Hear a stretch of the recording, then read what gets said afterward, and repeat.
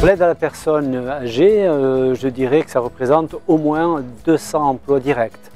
Plus des emplois indirects, c'est aussi la Silver Economy dont nous dépendrons aujourd'hui, dont nous bénéficions dans les années à venir. Et d'où l'enjeu aussi de créer des emplois dans ce secteur-là, des emplois plurilingues, notamment en basque et en espagnol, puisque nous sommes dans un site transfrontalier. La demande est forte. On se dit quand même que si notre population, et c'est un petit peu les statistiques qui disent ça, va progresser de plus de 40% en 10 ans, il faut faire en sorte que les gens puissent conserver ou garder leurs seniors à domicile.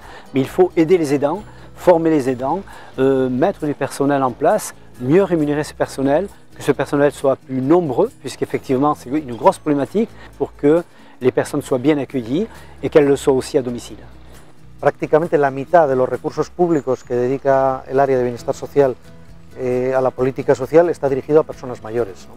Esto ya da una idea de la dimensión del reto, porque además dentro del presupuesto municipal el social es el más importante también, ¿no? Un 21% de población mayor de 65 años, a ese volumen de personas dependientes, pues ahí podemos ver que tanto la ayuda a domicilio como las políticas contra el aislamiento, como las políticas dirigidas a la prevención y al envejecimiento activo, pues constituyen el grueso, ¿no?, de los recursos. Somos 100.000 en una conurbación con Hendaya y Hondarribia, y además con una peculiaridad, que somos un espacio fronterizo o transfronterizo, ¿no?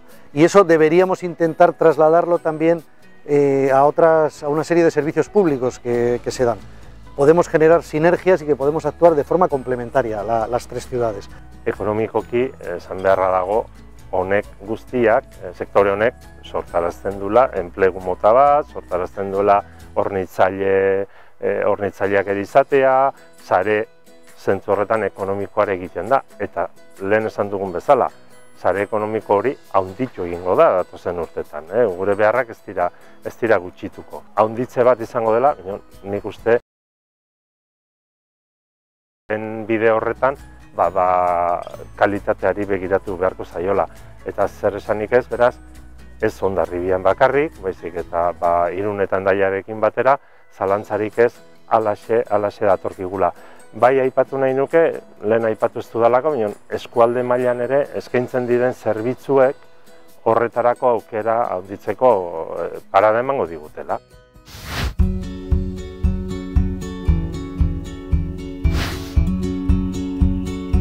Je m'appelle Alexandra Aguirre, je suis en deuxième année de CAP assistante technique en milieu familial et collectif. Je suis au lycée à Isprouzy. J'ai fait mon stage dans la maison de retraite Caser Veteran à Hondarribia. Je commence en donnant les petits déjeuners aux personnes âgées. J'ai fait connaissance avec les gens très rapidement. Ils sont très proches de nous en fait. Muy bien, sí, he desfilado y todo. Ils ont été super sympas avec moi dès que je suis arrivée. Je pensais que ça allait être un peu plus dur qu'avec des enfants ou comme ça, mais non. Au final, je me suis rendu compte que non.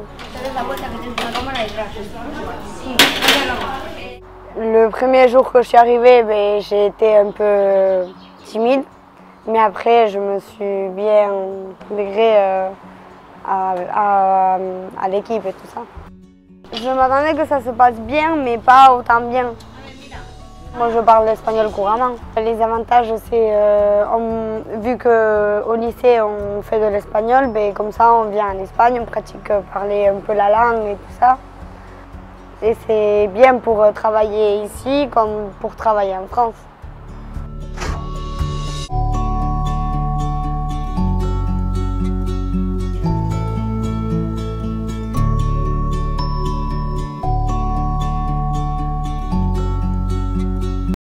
C'est une formation très polyvalente et les élèves donc font différents types d'activités.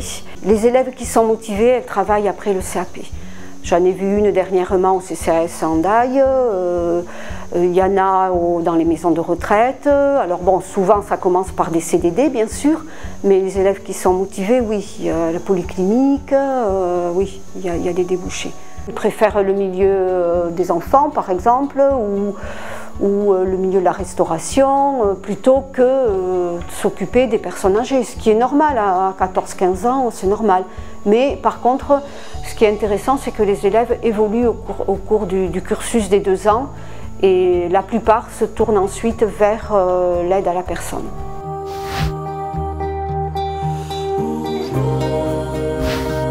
Alors je m'appelle Amaya, j'ai 27 ans. Je travaille au CCAS d'Andaille en tant qu'aide à domicile. Ça fait un peu plus de 3 ans. Au quotidien, on aide les personnes dans les tâches ménagères, dans les courses, on fait de l'accompagnement. Bonjour Amaya. Vous allez bien? Oui, et vous? Bien. Et après, avec le temps qui reste, je monte et je vous fais merci. le passage qui est à faire. D'accord.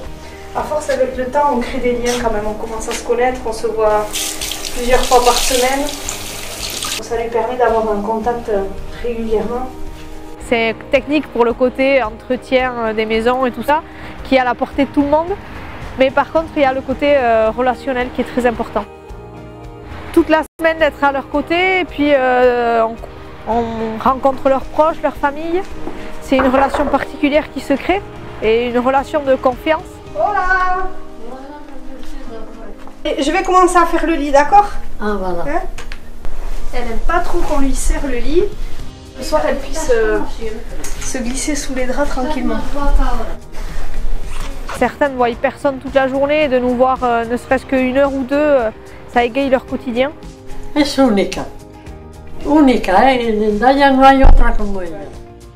Mira a ver Oui, il y en a. Mira a ver si fabricas algunas como tú, dales clase. Ah, d'autres comme moi? ¿En qué consiste? ¿En esto? No, je crois pas. ¿En esto? Tú. En esto para correr.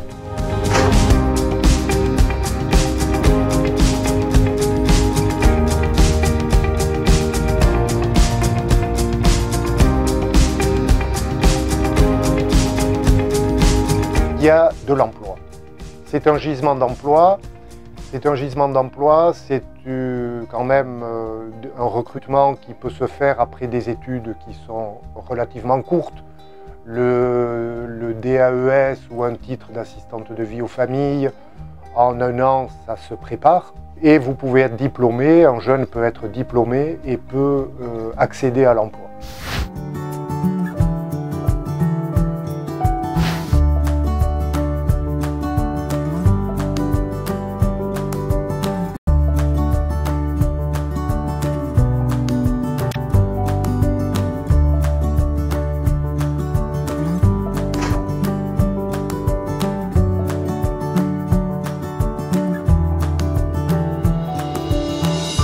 Nik gaur egun gazteak eta ezain gazteak ere, helduak ere, bideratzen ditugu ziklo hauek ikastera, batez ere lan munduratzea bilatu nahi dutenentzat. Gaur egun ikusi ohi dugu, ziklo hauek ikasita lan munduratzea nahiko erresa izan ohi dela. Batez ere, zaintzak eta pertsonei ematen diegun laguntza hori beti egondalako historian zehar eta beti mantenduko dela, pertsonak behar horiek izaten jarraituko dugulako. Eta bestetik, bestelako erabiltzaileengatik jasotzen dugun esker ona eta beraiekin ikasten duguna lanean ari garen bitartean nik uste eskertzekoa dela eta oso aberasgarria era berean. Osea, animatzen ditugu ikasleak gurekin etortzera eta bere lanbidea ea gustoko duten.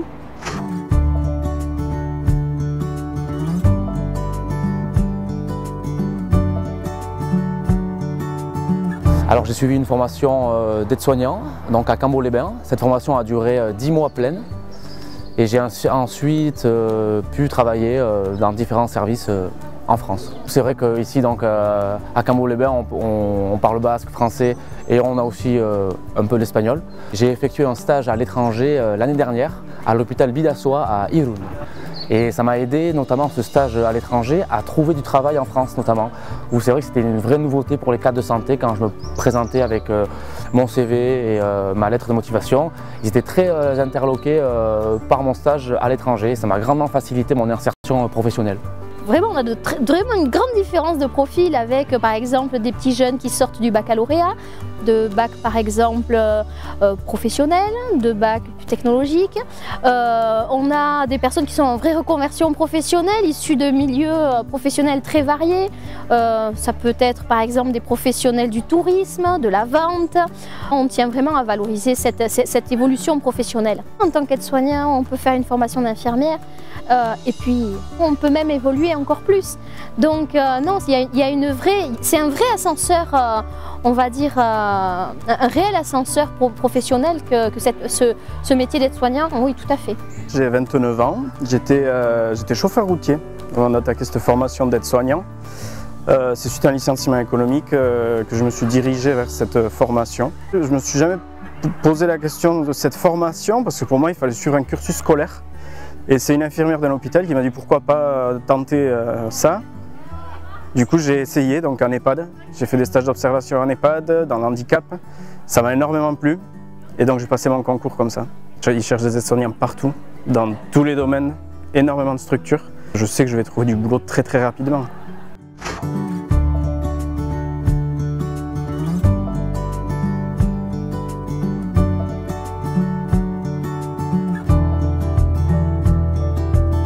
Des aides-soignants diplômés. Actuellement, on est vraiment en difficulté vis-à-vis de ces recrutements-là. Il y a une pénurie du fait que ces métiers ne soient pas reconnus et peu valorisés. Malgré pourtant l'importance qu'ils ont au niveau de la prise en charge, que ce soit au sein de l'établissement et même pour les résidents. Valoriser le lien social qu'il va y avoir avec la personne, c'est cette humanité, je pense, qui n'est pas assez mise en avant, que ce soit dans les formations ou que ce soit sur le terrain, parce que souvent quand vous allez entendre discuter les aides-soignantes ou les AMP ou les ASH, elles ont choisi ces métiers-là par vocation et pour dire parce qu'on est là pour la personne, on est important, on va prendre soin d'eux, donc il y a le bien vieillir, il y a vraiment cet aspect de relationnel qui prime sur le reste et sur les soins.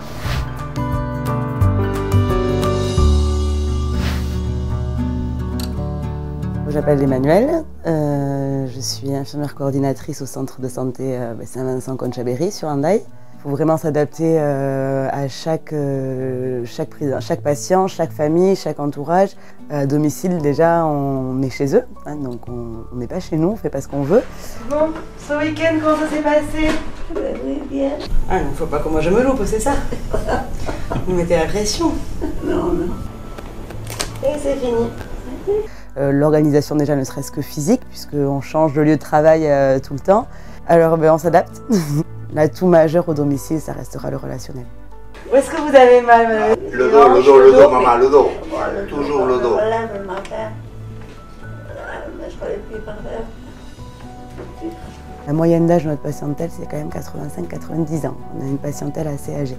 Essentiellement des personnes âgées avec des pathologies chroniques, donc ça peut être juste des patients dépendants, sans grosse pathologie derrière. Beaucoup de patients diabétiques, des plaies chroniques aussi pour des pansements, mais on peut avoir aussi des séries d'injections d'antibiotiques, d'anti-inflammatoires en cas de sciatique par exemple. On n'est pas seul à domicile. Nous, on a quand même plusieurs équipes, donc plusieurs tournées, donc on sait qu'on a toujours la collègue à renfort, donc les gens, les infirmières des fois ont peur de cette solitude qui n'est pas du tout réelle. Après, moi je trouve que s'adapter, de changer de lieu de travail entre chaque soin, c'est aussi intéressant. Ça évite de tomber dans une routine. Je me dirigeais comme beaucoup vers la puriculture en rentrant à l'école, hein. Je pense que je n'étais pas la seule. Et j'ai fait mon premier stage, première année dans un HAD, hospitalisation à domicile, et j'ai adoré.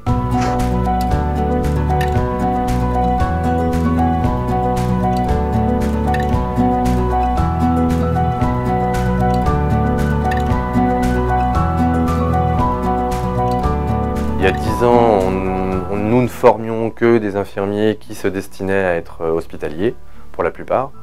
Aujourd'hui, dès le premier jour de la rentrée, pour les premières années, moi je les rencontre et je leur annonce que entre leur représentation du métier et puis la réalité du terrain sur notre territoire, mais de manière générale, sur le plan national, est la même. C'est-à-dire que s'ils veulent rester travailler ici, c'est plutôt effectivement sur du maintien à domicile et de l'aide à la personne qu'ils auront le plus de chances et le plus d'opportunités de voir un déroulement de carrière idéal en tout cas. Et surtout s'ils veulent un emploi pérenne. De toute façon, l'avenir il est là. C'est pas à l'hôpital qu'il est l'avenir des professionnels de santé. Il est un petit peu à l'hôpital, mais surtout au domicile. surtout dans le maintien de l'aide à la personne, ça c'est incontournable aujourd'hui.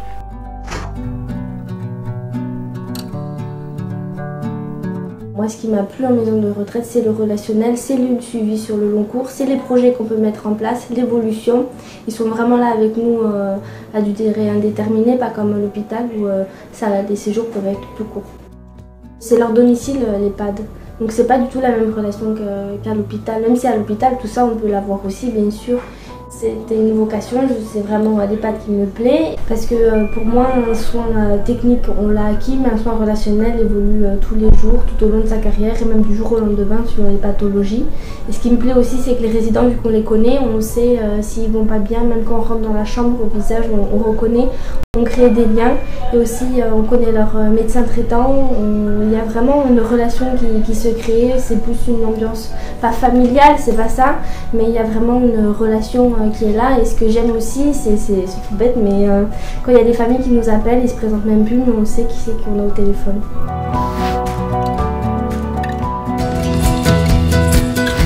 On dirait que le besoin va être effectivement de plus en plus important dans l'accompagnement de nos personnes âgées, notamment si on développe le maintien à domicile, il nous faudra effectivement de la ressource humaine. Donc ça va être vraiment quelque chose de très important pour notre territoire, de développer les métiers de l'aide à domicile. Et il nous faudra trouver des ressources financières, mais pas que des ressources financières, il nous faudra aussi des ressources humaines. Si on veut rendre attractifs nos métiers, il faut aussi mettre en avant la compétence qu'exigent ces métiers. Dans les prochaines années, c'est des choses qui pourront vraiment se développer, avoir une formation commune, parce que les besoins des personnes, qu'elles soient à Fontarabie ou à Hendaye ou même à Pau ou même au Pays Basque intérieur, sont les mêmes. Et donc c'est comment on répond à ces besoins ensemble. Il y a de l'emploi, ce sont des très beaux métiers, on va en parler, mais il y a une vraie carence de professionnels et nous sommes en train de travailler sur la question de l'attractivité de ces métiers sur toute la région. Voilà, l'idée c'est qu'on clarifie, on simplifie ces formations et puis surtout on est en capacité de montrer, que ce soit d'un côté ou de l'autre de la frontière, et on peut travailler ensemble, il y a déjà du travail qui se fait, comment en démarrant dans un métier, on peut ensuite évoluer. Je suis auxiliaire de vie ou je suis aide-soignante, ce n'est pas forcément un métier que je vais faire toute ma vie. Je peux devenir infirmière, je peux diriger un service d'aide à la personne, je peux travailler sur de la médiation numérique, de la médiation culturelle. Clarifier, montrer quelles sont les pistes d'avenir pour les personnes et travailler effectivement avec tous les acteurs de proximité. Ce sont des métiers de proximité, ce sont des métiers de cohésion sociale. Ce sont des métiers qu'on ne va pas délocaliser et qui sont vraiment des vraies richesses pour nos territoires et pour les personnes qui y vivent.